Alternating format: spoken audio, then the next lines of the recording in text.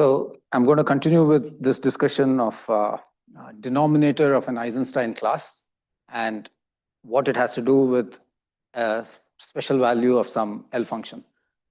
Yesterday we looked at, so let me just quickly recap what we did yesterday.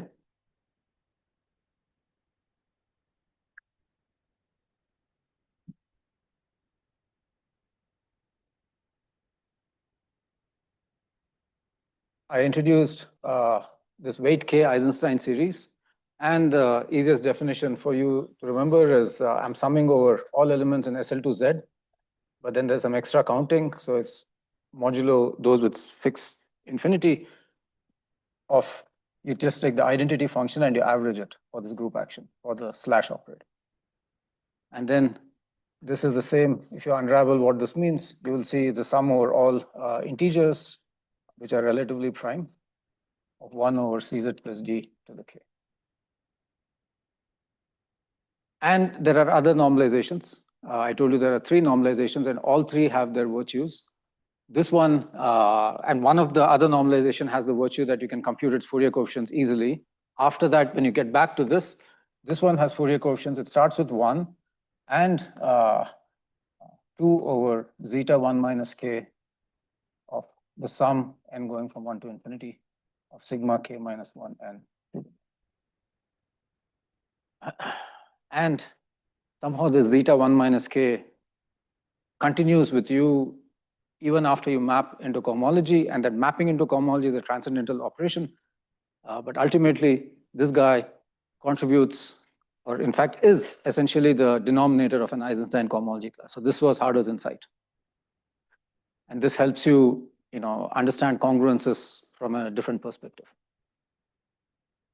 So I denoted omega I is k, the image of under the Eichler-Shimura isomorphism, which I denoted R, of this weight K Eisenstein series.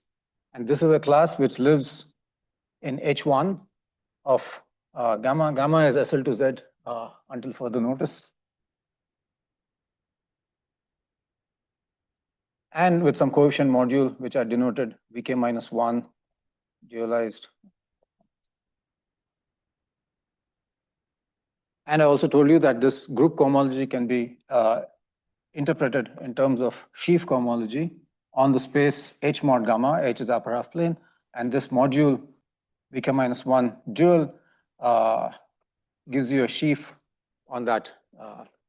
There's an open Riemann surface, but here I'm just thinking as really just as a topological space. So this is a class which lives here, and the basic theorems are first rationality. Once it's a rational class, then we can ask about its denominator, and the denominator is this guy really. So the first theorem is omega I is k is a rational class.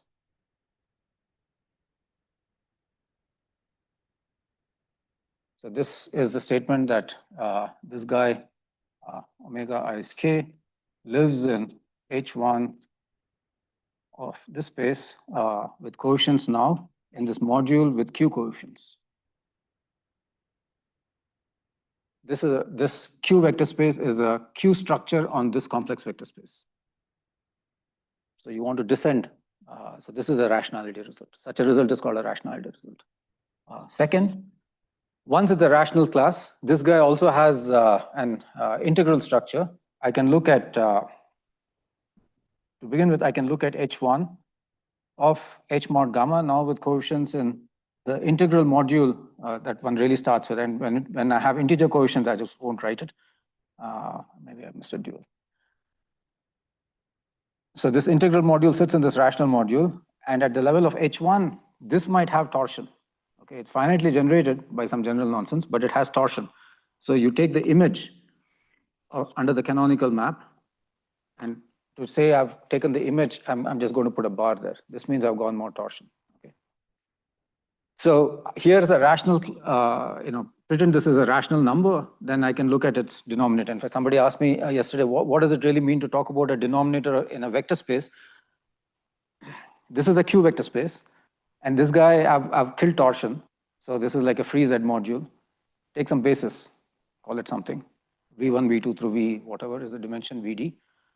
So any vector here, any rational vector here will look like summation AI Vi, where AI is a rational number, or maybe I'll change it to summation AI by Bi times Vi, where AI by Bi are rational numbers, the coefficients for this linear span of this in terms of this integral basis.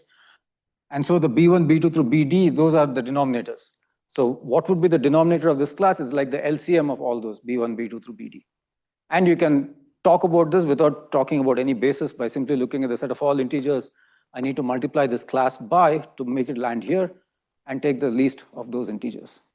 So that was the denominator of this Eisenstein class. That was the definition, the least positive integer that I need to multiply this rational class to make it an integral class. And theorem, this is the numerator of zeta 1 minus k.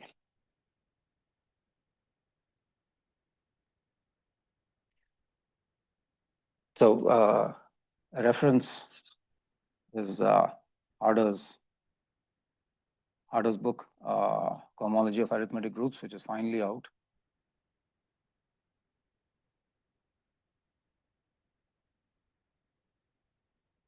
And I would especially recommend this paper of Becky and Sakamoto. This is almost a 70 or 80 page paper, but the first 40, 50 pages is devoted to all the details you need to know, all the details of the proof of this theorem. Becky Sakamoto in Essential Number Theory, I think last year. Okay. Yeah.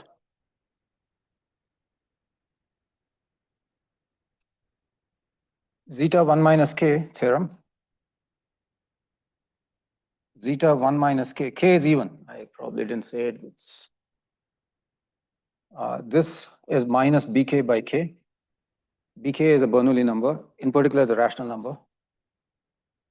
So now it makes sense.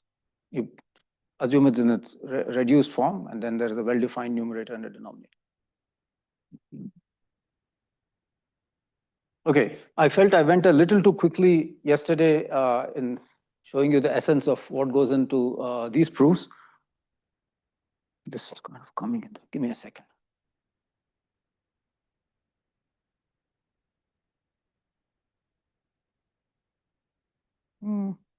See. So I want to spend some time just revisiting what goes into rationality, and then this theorem that denominator is a certain numerator. So towards rationality, what you use,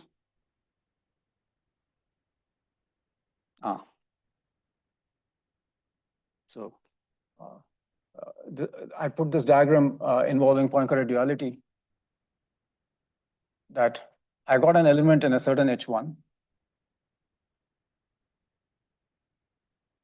and this pairs with the first homology of the same space with coefficients in the dual. That's my original Vk minus 1. You see? Inside this first cohomology and the first homology lives the corresponding rational structures. And Poincare duality works rationally. I got a class here. I want to push it down here. So you take this class, you pair it with everything in rational homology, and if the values are all in rational numbers, then both these are perfect pairings.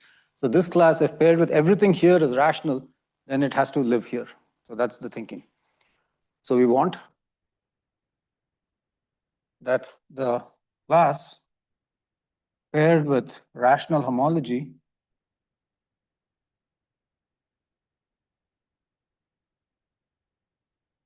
you only say rational numbers. So for this, you need a grip on, well, what goes in there? What sort of elements do I see in this rational homology? So this, I felt I went a little too rapidly. I mean, I was kind of running out of time. So let me make some comments. Comments on the proof.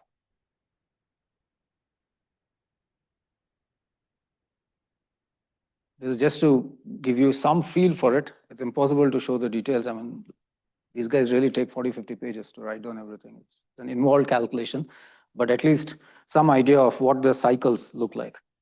So towards that, I need to compactify these spaces. And towards that, you look at the Borel-Serre compactification. So you take the upper half plane and you throw in something. And this is an unfortunate abbreviation. Most people in the world won't be thinking of Borel and Serre when they see BS. So I'm just going to make this into an H bar. With my due apologies to both Borel and Serre. I'm working with the Borel-Serre compactification. So you take H bar, and what do you do? In your usual compactification, you just throw in cusps. So here, you throw in something for every cusp. For every cusp, you throw in a circle, really. And you have to be a little careful. You forget this point. There's a bunch of circles for every, in the upper half plane, for all these rational points in the on the real line, you're putting in circles.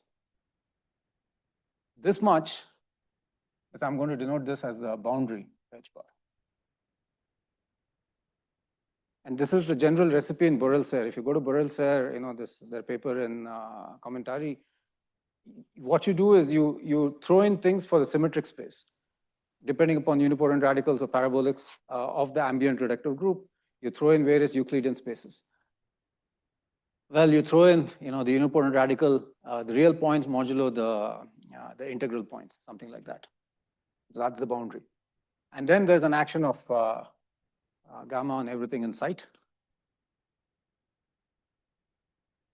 The modular symbols, which I alluded to very briefly yesterday, the modular symbols are this.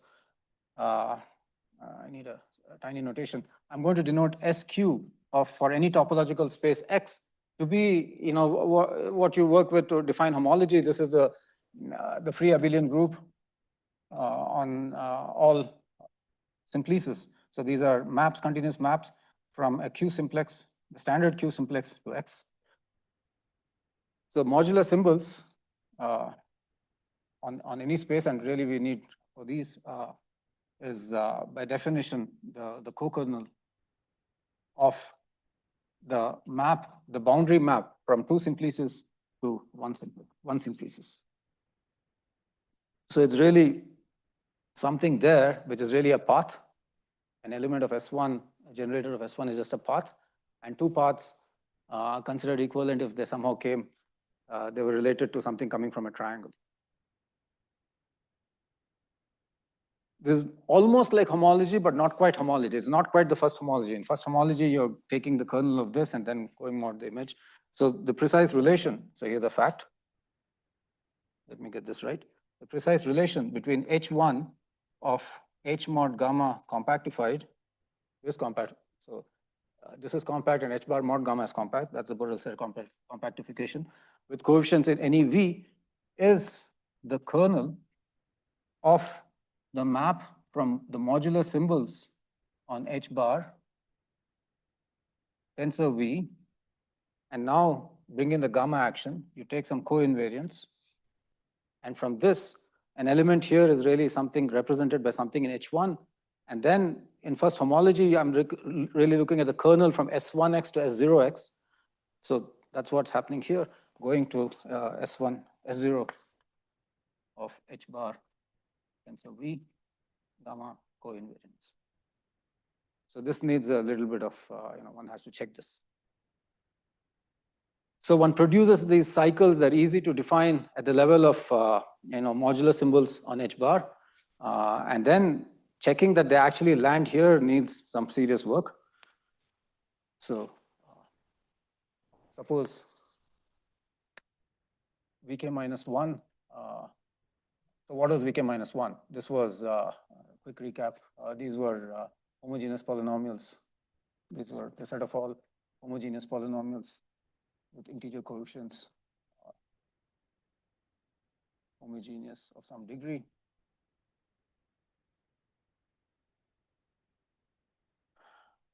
So let me fix a basis.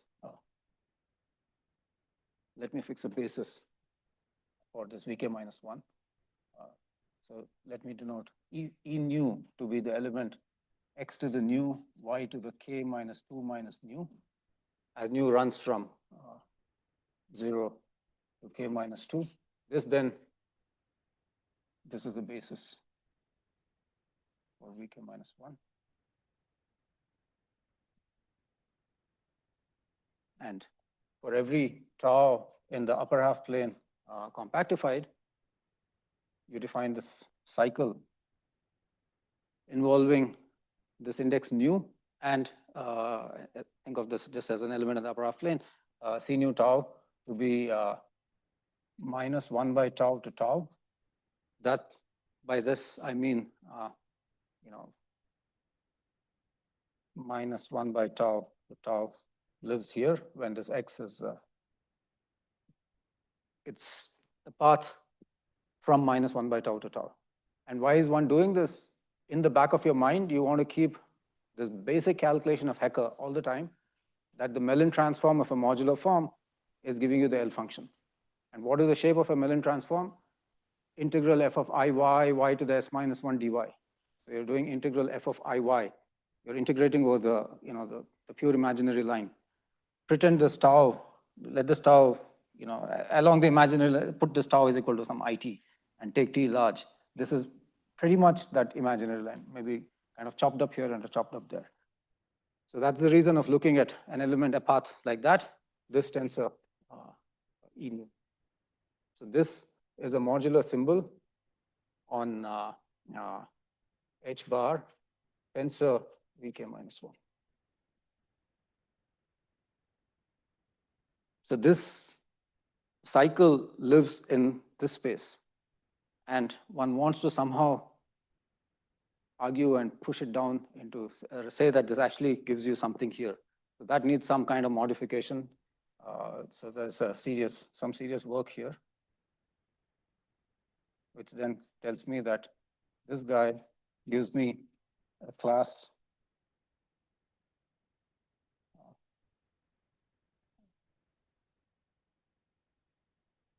maybe just to be safe, let me just put.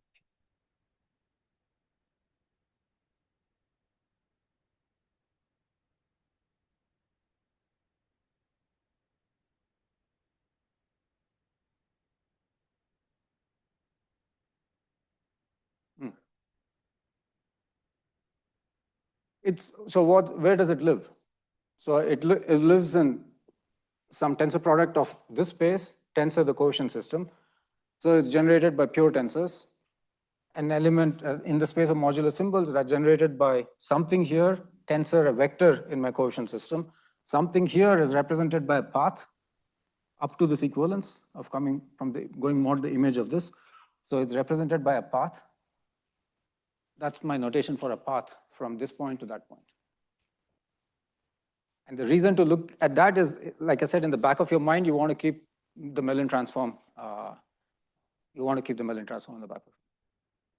And then, so this is first serious work, and then you want to, okay, I need one more ingredient before I can get to then, which is all these cycles still are not giving you everything in this homology. So how do I kind of pull this apart? So now some basic topology here. If I have I'm going to simplify, I'm going to borrow some notation from Tillerson. I think Y was the notation for a locally symmetric space. So I'm going to let Y be H mod gamma, Y bar be H mod gamma compactified, and del Y bar be the boundary. So this is del H bar modulo gamma. In this definition, thank you. No, homology. I'm here. Thank you. That was a mistake. So given these three spaces, I look at the topological pair of this compactification, comma, its boundary, and take the long exact sequence.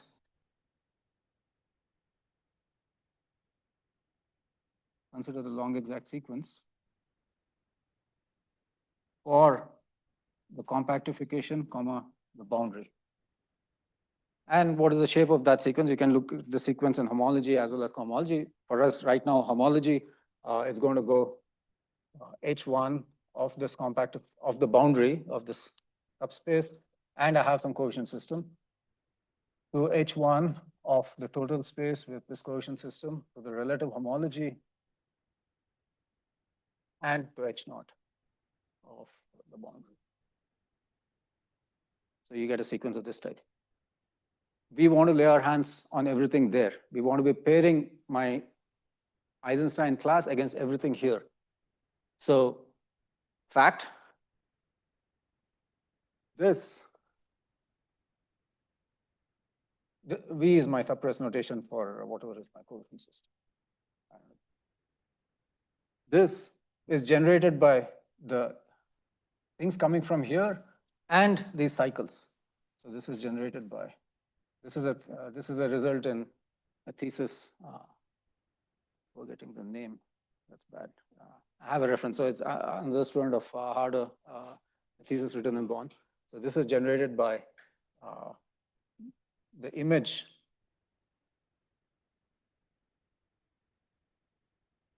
of this boundary piece, boundary homology, and all these classes that one has constructed. This is a fact. Let's think a little more about this boundary homology. What's happening with this boundary? Well, I didn't quite, this is really essentially picking up the constant term of a modular form. If I came from the Eichler-Shimura, from the domain side of the Eichler-Shimura. So this turns out to be the space of modular forms, modular the space of cusp forms. And in our situation, so to make this statement, I need to go to over complex numbers. But this guy, there's only one Eisenstein series there. This is one dimensional.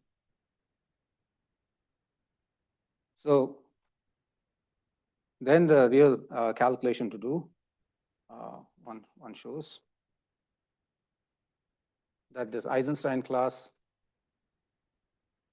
paired against, I'll simply say H1 of this boundary homology. This is the constant term of the Eisenstein series. And which is why in this definition, this Eisenstein class was defined as the image of a particular Eisenstein series. My constant term was normalized to be 1, and that's a rational number. I could have, of course, scaled that EK and worked with any Eisenstein series, but that would have completely messed with my rationality properties. So having normalized EK A0 to be 1 gives this to be a rational number. This is the easy part. The complicated part is to show that this Eisenstein series paired against C nu tau. This is serious work. This is this, all these zeta values.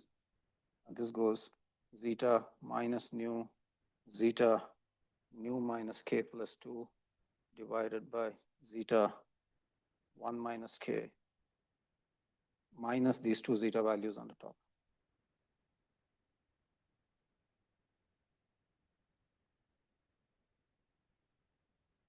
And all the zeta values here, we are working with the news that you need to look at are such that all the zeta values here are on the left, and by rationality result that we know for zeta values, this becomes a rational number.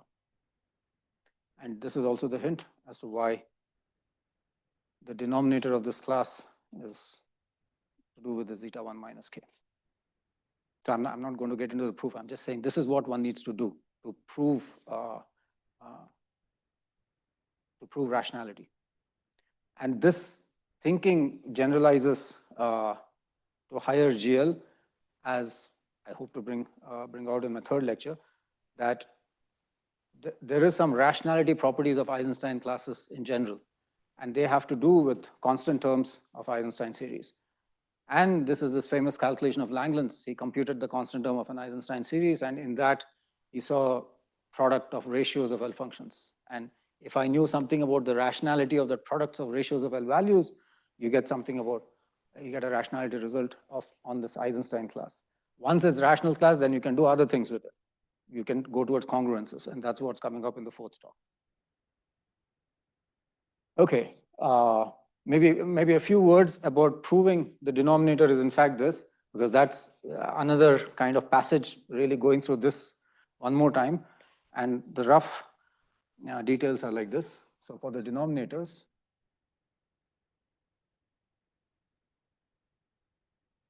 so we want to show, what do we want? We want to show that the denominator of a certain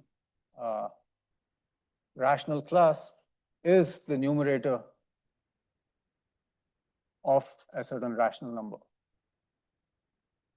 And showing these two rational numbers are equal, one works at this one prime at a time. So to do this, verify one prime.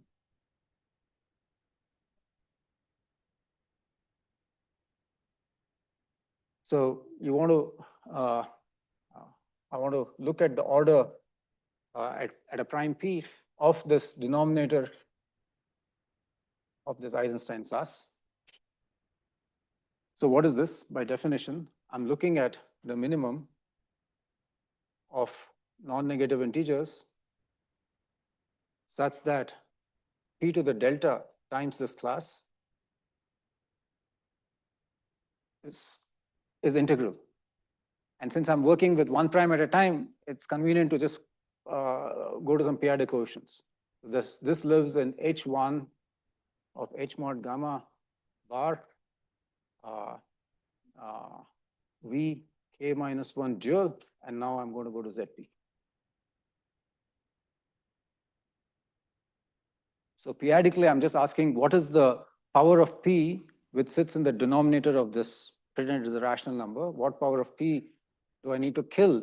What is the least power of P that I need to kill to make it integral? And so this then is the minimum of checking that this is integral.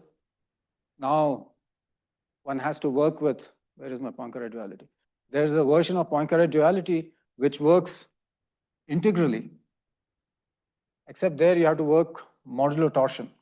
So I got H1 bar H upper 1. Now let me, to emphasize, I put a Z there, cross H lower 1.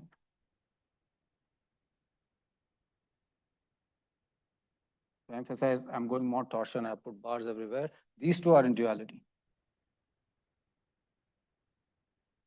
So it's the same thinking. Now I want the denominator of this. I want this to be integral.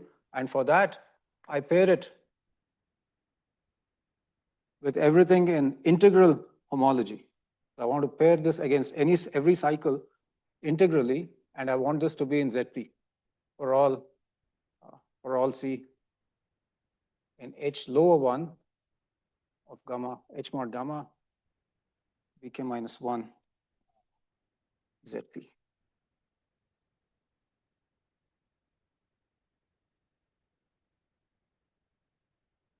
Computing this is in effect the same kind of calculation. This then becomes the minimum of this, and this is a serious step. For the same reason that was a serious step. The minimum of what power of P should I kill? Maybe I'll write it. What power of P should I kill? A certain quantity, which I'll just denote dp k nu, to make it integral, where this dp k nu is this combination, but now I'm working periodically. I'm working with the Kubota-Leopold L function, LP minus, it's really the same thing, minus nu, but then there's this Teichmüller character. It turns out to be 1 plus nu, LP nu minus k plus 2. And the way to remember is the exponent of the Steichmüller character plus the argument, this add up to 1. So then here this would be nu to the k minus nu plus 1, or maybe minus 1, something like that, divided by LP 1 minus k omega to the k minus there's the same terms in the top. And so then you want to know periodically what is the denominator, what is this guy really? And so a quick, so what is LP S chi? This is something in this power series over ZP. This is this Kubota Leopold periodic L function, which is characterized by a certain interpolation property that its value at an integer m at chi is basically the Dirichlet value. Maybe one works on the negative side. It's easier. Then I don't have to worry about powers of pi. 1 minus chi omega to the minus m evaluated at t times p to the m minus 1 times the complex L value at 1 minus m of chi omega t.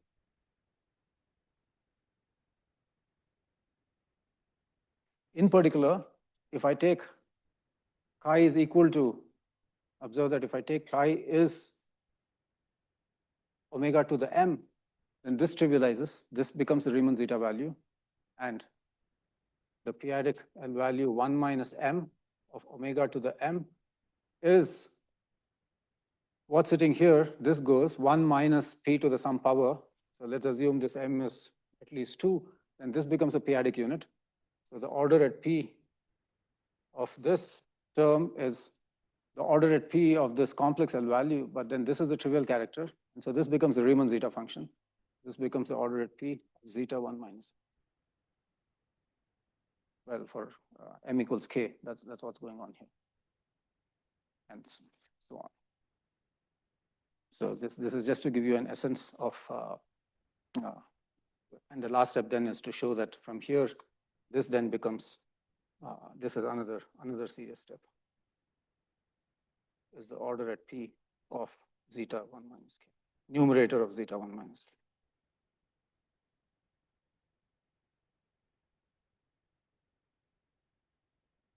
And in this step, properties of Bernoulli numbers start playing a role. Some observations of Karlitz on congruences of Bernoulli numbers play a role.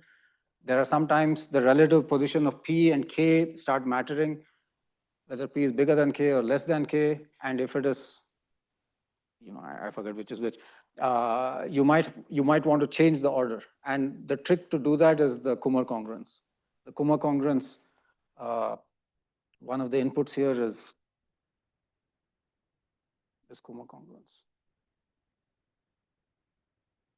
Kummer congruence is really the first, after Ramanujan congruence, the first two congruences to learn is Ramanujan and Kummer. So Kummer is, if n and n prime are periodically close, then so are the zeta values.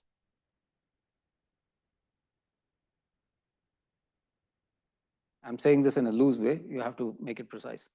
So in particular, even if I could have a small n, but then I can pass to a large n by working with a congruence class, and the zeta values are still kind of periodically close, and then you can use that to pull off this calculation. So there are 3 or 4 serious steps.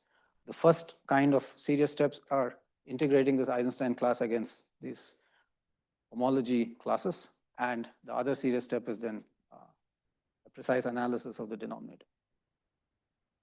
After doing all this, you get this beautiful theorem that the denominator of an Eisenstein class is a zeta value. And now you can do this. All this was what? I'm working with GL2 over Q and sort of an unramified everywhere situation. And you can ask yourself the question, what happens if I have some ramification? Can I work with Dirichlet characters instead of Riemann zeta value? And that was Christian Kaiser's thesis, which I'll talk about a little here. you can ask for other generalizations. What happens if I go to Hilbert modular forms? And that was another Bonn thesis by Hartmut Manel. You can ask for totally imaginary fields. I mean, already that apparently is not done. For imaginary quadratic fields, Tobias Berger wrote this paper when he was a postdoc at Bonn. And then very recently, there's been another paper over totally imaginary quadratic. But in general, this is not well understood. And in some sense, that's what Xiao Yu, Vivian Yu, and I are trying to understand. Now that we have about 20 years experience with Eisenstein cohomology, we have a greater understanding, and one wants to prove something like this in a very general setup. That's the goal. Yeah.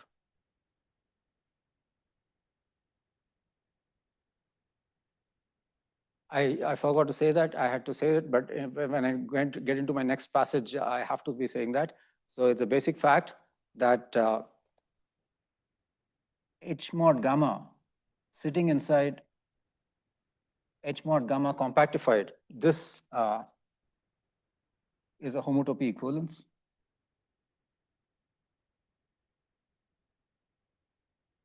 And so, in particular, this induces an isomorphism in homology and cohomology and with coefficients. This is an aspect of the Borel-Serre compactification. This aspect of Borel-Serre compactification was anticipated in a paper of Raghunathan, written, yeah, so he has this.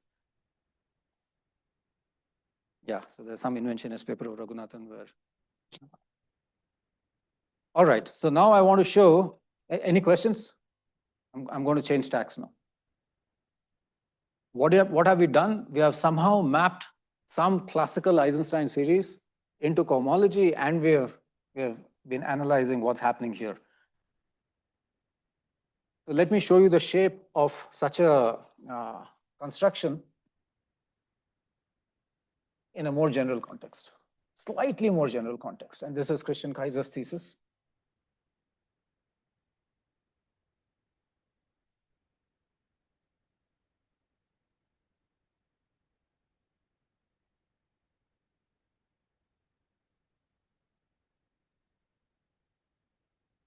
So let me just put down a theorem. This is do the Christian Kaiser. Back in the 90s, and maybe borrowing from Tillowen's notation is probably a good thing to do here.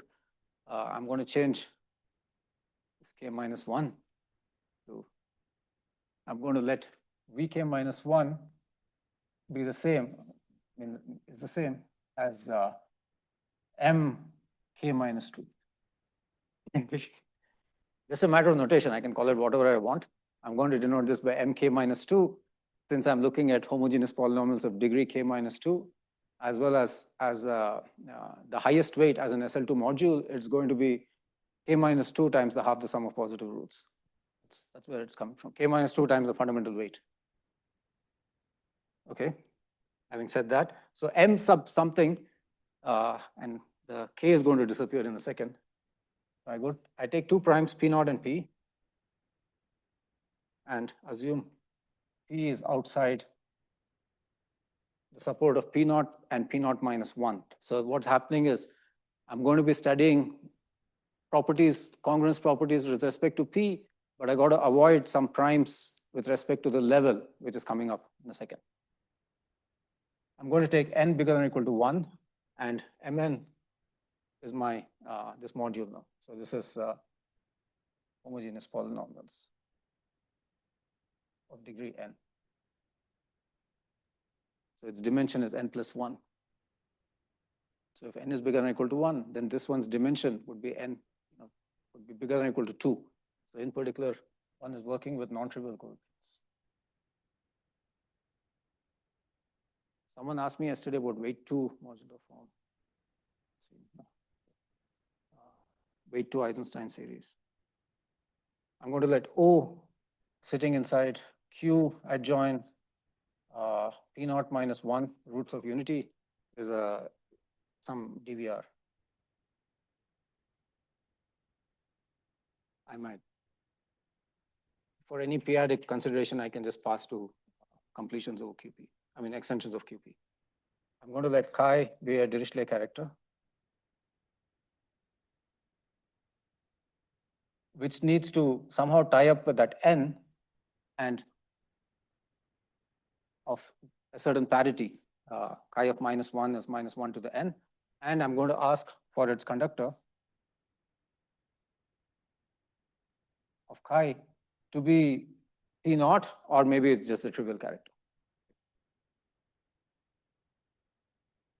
Omega is going to be a primitive Hecke eigenclass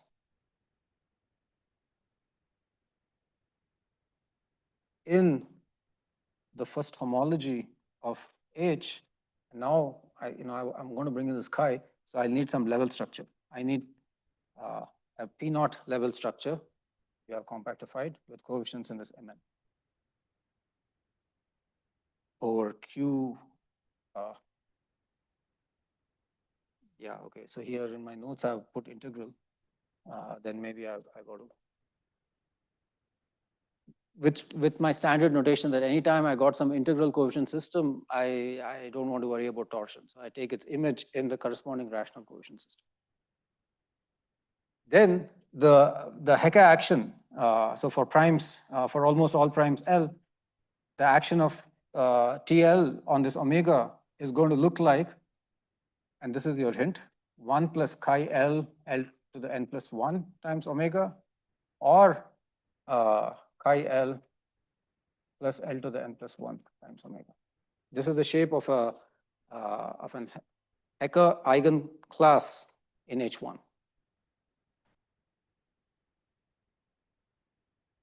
I missed something important. This is happening in the boundary, and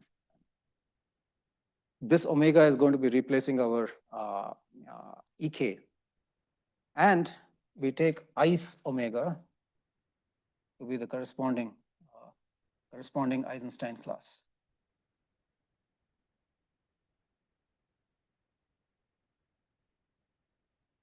And this is what I really want to explain. What do I mean by this? Okay, so this is coming up. I want to explain the meaning of this. And well, where am I starting? This omega lives here. So that's these two are the constructions I want to give you a feel for.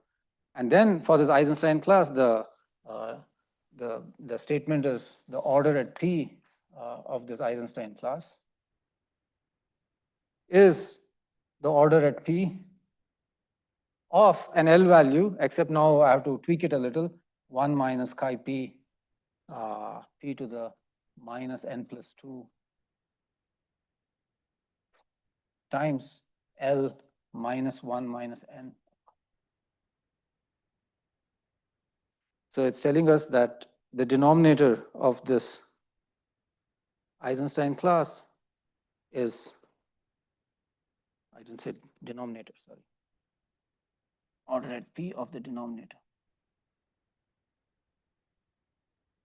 How many brackets? The order at P of the denominator of this Eisenstein class, once one has proved rationality of this class, is the numerator of a certain L value. And the L value is kind of dictated by the ingredients going into where this class lives. The formal shape of this is exactly what I've been doing so far. This guy is my ice, omega ice k, and this is zeta 1 minus k. I've changed my, this is really Mn, then this n is like k minus 2. If n is k minus 2, minus n minus 1 would be exactly 1 minus k. So this L value is precisely what we had before, except now I have some extra ramification and so a character showing up.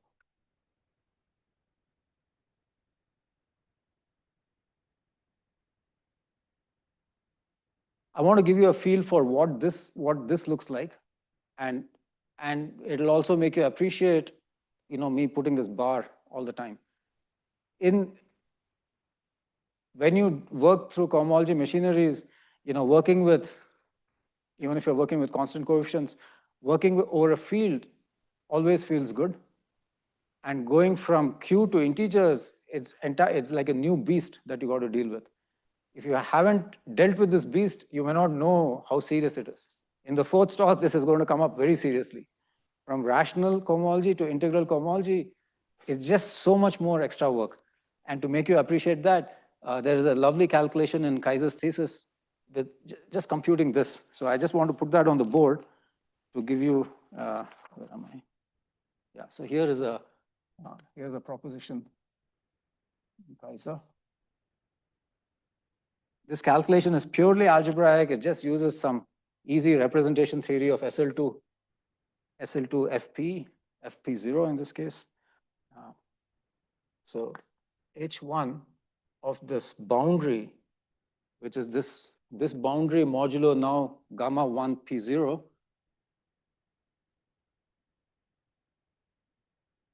with coefficients in, let me just work with Mn Z.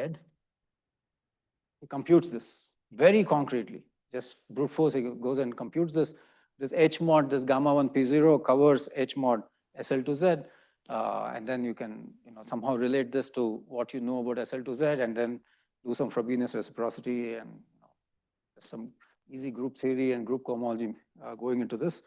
But at the end of the day, you get this is Z plus a direct sum I going from 1 to n of Z mod IZ. P naught minus 1 by 2 many copies of this plus Z plus a direct sum of I going from 1 to n of Z mod P0 IZ. P naught minus 1 by 2 copies of this. So you see there is tons of torsion. Okay. Even with a level P structure, there is an n factorial. N is coming from the coordinate system. N factorial, if I want to compute the order of the torsion, n factorial to this power, and then there is a P naught to some power, and another n factorial to that power. So that's the size of, people study size of torsion and the growth of size of torsion, and this is in locally symmetric spaces in general. There's an entire industry which does this, and here is a, I'm not showing you proof of this, but I'm just asserting that there is this such a calculation. And there is again.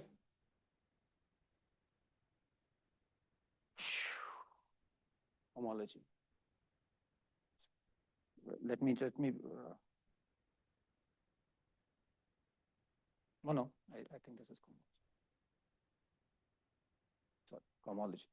It is this. And yeah, I'm not so good thinking on my feet.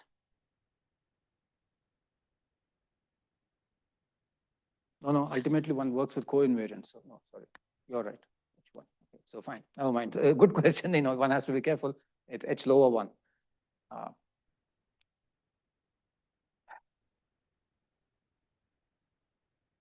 I need to open my laptop and check on this. Just put me on a spot.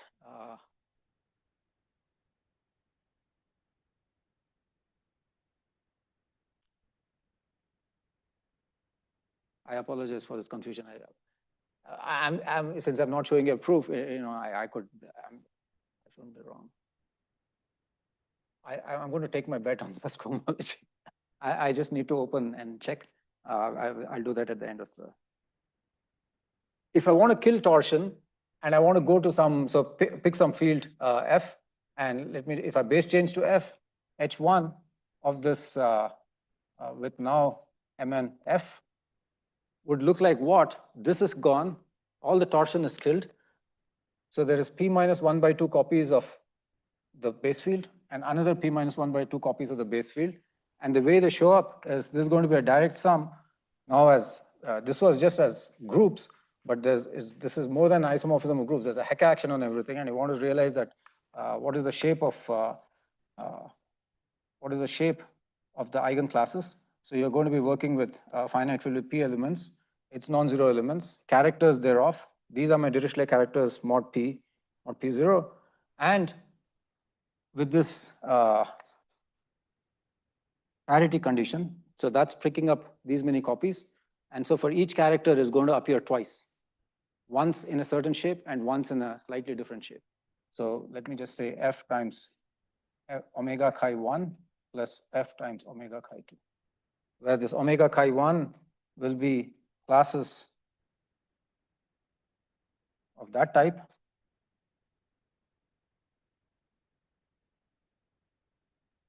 and omega chi 2 would be classes of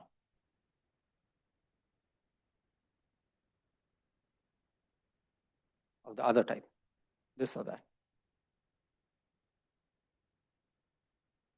You see this combination of quantities, and then what goes in the mind? Well, if you have seen the action of a Hecke operator on the spherical vector on a principal series representation, you see these kind of constructions.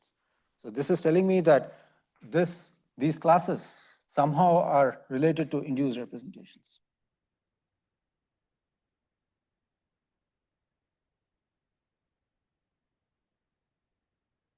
How do they come about?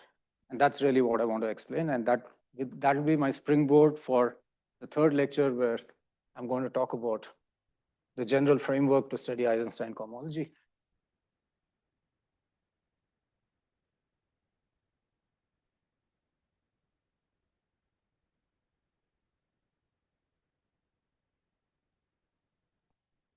Okay. I am once again somewhat behind matters.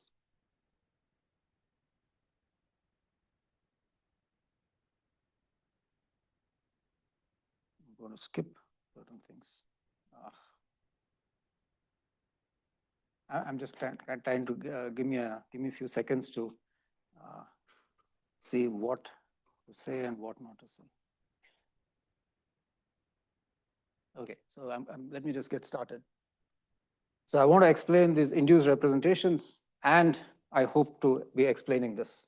How do you lay your hands on this Eisenstein cohomology class? So towards that, I need certain spaces and certain sheaves on these spaces.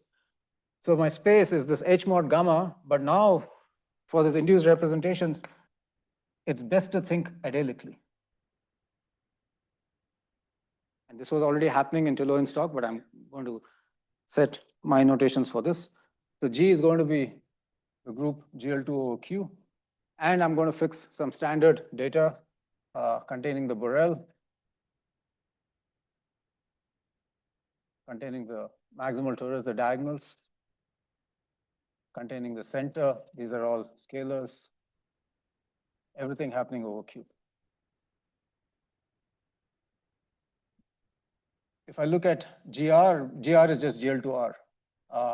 I look at K infinity sitting inside the real points, where K infinity is, you take the maximal compact, O2 inside GL2R, and you want to work with a space with finite volume. So I want to kill some center. So I kill the center. And if I put a circle there, that means I take the topological connected component. A infinity circle is going to be, I can look at ZR circle times this one. The extra element here, -1, is also in SO2. So this is the same as ZR times. So GR mod K infinity, mod K infinity circle. This is like, it's two copies of the upper half plane, the upper half plane and the lower half plane. The element in O2 mod SO2 is going to flip one to the other. And KF sitting inside the finite idyllic points is an open compact. I think in Lowenstock this was a U. And you look at this idyllic quotient, I'm going to denote this as GKF, which is GA. A is ideals of Q, mod GQ, mod K infinity circle Q. The way to think about this is GA is GR times something, and GR mod K infinity, this is my symmetric space, cross really a discrete space. And on this, it's like many copies of the upper half plane, and which all get mixed up in some way, getting acted upon by GQ. And this is the replacement of H mod gamma. The connected components of this look like H mod gamma for various gammas. This gamma is essentially like KF intersected GQ. And there is a similar compactification where so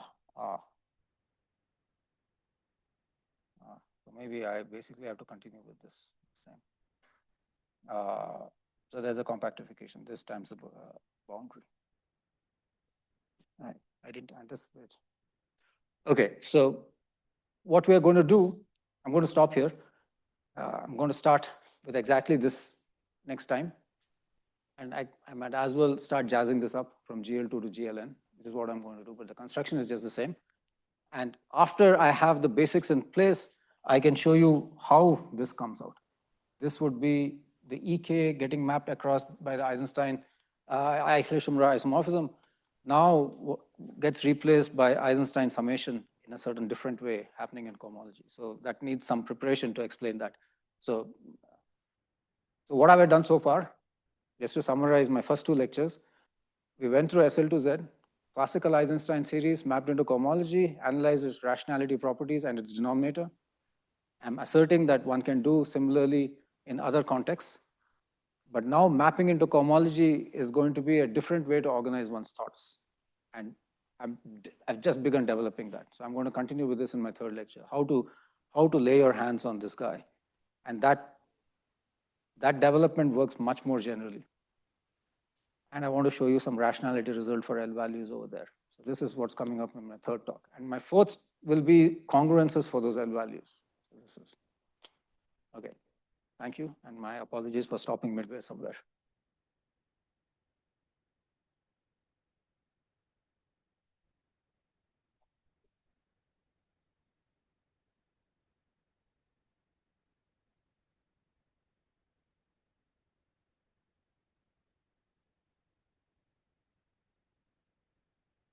Yes, yeah. So yeah, that's the, yes. In fact, I don't have the expertise to work with even the other compactifications that toroidal, and it depends on what else. Yeah, so when I go to GLN, there's no more Shimura variety structure. So Borel is what I'm going to be working